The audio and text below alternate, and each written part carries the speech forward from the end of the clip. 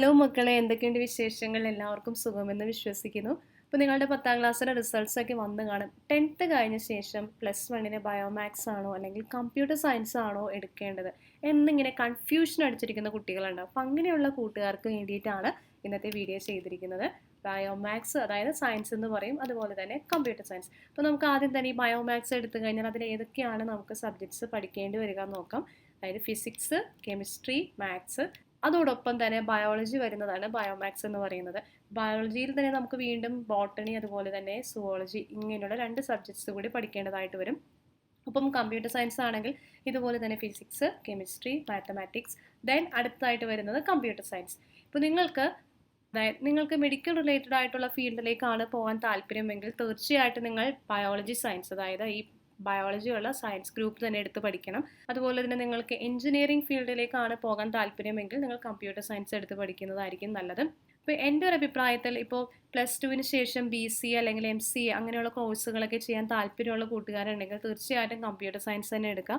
കാരണം +1 തന്നെ നിങ്ങൾക്ക് പ്രോഗ്രാമിങ്ങിനുള്ളൊരു ബേസിക്സ് ഒക്കെ ലഭിക്കുന്നതാണ്. അപ്പോൾ അത് നിങ്ങൾക്ക് നിങ്ങളുടെ ഭാവിയിൽ ഇപ്പോൾ BTech ആണെങ്കിലും ശരി, BCA, MCA അങ്ങനെയുള്ള കോഴ്സുകളൊക്കെ ചെയ്യുമ്പോൾ നിങ്ങൾക്ക് കൂടുതലായിട്ട് ഉപകാരപ്പെടും. പിന്നെ ചില കുട്ടികൾക്ക് ഒരു ഡൗട്ട് ഉള്ളതാണ്, എനിക്ക് കമ്പ്യൂട്ടർ പ്രോഗ്രാമിങ്ങിൻ്റെ ബേസിക്സ് ഒന്നും അറിയില്ല, അപ്പോൾ അതുകൊണ്ട് ഞാൻ ബയോമാക്സ് എടുത്ത് പഠിക്കാനാണ് തീരുമാനിക്കുന്നത്. അങ്ങനെ ചെയ്യുന്നവരുണ്ട്. അപ്പോൾ അതിനെക്കുറിച്ച് എനിക്ക് പറയാനുള്ളത്, കമ്പ്യൂട്ടർ സയൻസ് +1 +2 നിങ്ങൾക്ക് വളരെ ബേസിക് ആയിട്ടുള്ള കാര്യങ്ങളിൽ നിന്നാണ് തുടങ്ങുന്നത്. അപ്പോൾ വളരെ എളുപ്പത്തിൽ നിങ്ങൾക്കത് പഠിക്കാനായിട്ട് സാധിക്കും. അതുപോലെ തന്നെ നോക്കിക്കഴിഞ്ഞാൽ ഇപ്പോൾ ബയോളജി എടുത്തു കഴിഞ്ഞാൽ നിങ്ങൾക്ക് ബോട്ടണി, സുവോളജി ഈ 2 സബ്ജക്റ്റായിട്ട് നിങ്ങൾക്ക് പഠിക്കേണ്ടതായിട്ട് വരും. ഒത്തിരി കാര്യങ്ങൾ ബൈഹാർട്ട് ചെയ്ത് പഠിക്കാനുണ്ട്. അതേസമയം കമ്പ്യൂട്ടർ സയൻസ് ആണെങ്കിലോ വളരെ എളുപ്പമാണ്. പ്രോഗ്രാമിങ്ങിൻ്റെ ലോജിക്ക് നമുക്ക് ആദ്യം തന്നെ മനസ്സിലാക്കിയാൽ ഒന്നും ബൈഹാർട്ട് ചെയ്ത് പഠിക്കേണ്ടതായിട്ടില്ല.